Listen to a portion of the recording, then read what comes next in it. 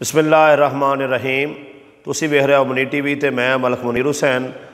नाजरीन, jazz cash के उत्ते जिहड़ा एक नवा फ्रॉड हो रहा है कि तुहानू एक कॉल आएगी अगर तुसी जैज़ की सिम यूज़ कर रहे हो तो कॉल करने वाला तुहानू कहेगा जी असी जैज़ फ्रेंचाइज तो या जैज़ कंपनी की तरफों जिहड़ा बोल रहे हैं तो तुसी जैज़ कैश अकाउंट बनाया है तो जिमें तुसी कहोगे जी बनाया है तो वो पूछणगे जी उहदे विच फिर बैलेंस भी होना है, कितना फिर बैलेंस है।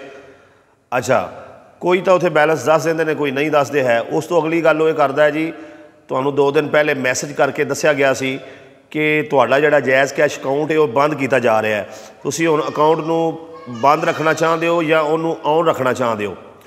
तो उस वेले जिहड़ा अगर कोई बंदा जवाब दे दिंदा है जी अकाउंट नू मैं ऑन रखना चाहना, तो वो आखदे ने जी एक मैसेज जिहड़ा तुहानू तुहाडे नंबर ते आया है और वो जिहड़ा नंबर है वो सानू दसो, वो वैरीफिकेशन वास्ते वे।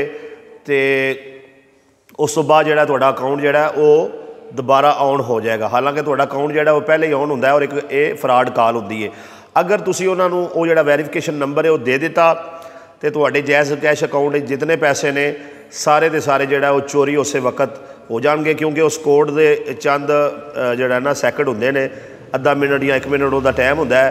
तो अज इस तरह की मैनू भी कॉल फ्रॉड आई, मैं उन्होंने अच्छे तरीके नाल हैंडल कर लिया। तो बराए मेहरबानी जैज़ कैश कंपनी जी कभी भी तुहानू कॉल करके नहीं आखदी है कि यह नंबर आया तो सानू दसो तो तुहाडा अकाउंट बंद कर दिता है, तो जिहड़ा तुहाडा पिन कोड है वो सानू दसो, कभी नहीं पुछदी है। तो खुदारा एहतियात करो, अगर कोई इन्हीं की कॉल आवे तो कॉल नू कट दिओ। किसी सूरत भी जिहड़ा अपना वो जिहड़ा वैरीफिकेशन कोड आया है वो कॉल करने वाले नू ना दिओ, और ना ही जिहड़ा तुहाडा उस तो पहले पिन कोड है वो उन्होंने दिओ। ऐसा ना होवे कि तुहाडा जिहड़ा जैज़ कैश अकाउंट जिहड़ा उहदे अंदर जितनी रकम है वो फ्रॉड दे नाल कढ ली जाए। इस मैसेज नू शेयर भी करो ताकि दूसरों का भी भला हो सके।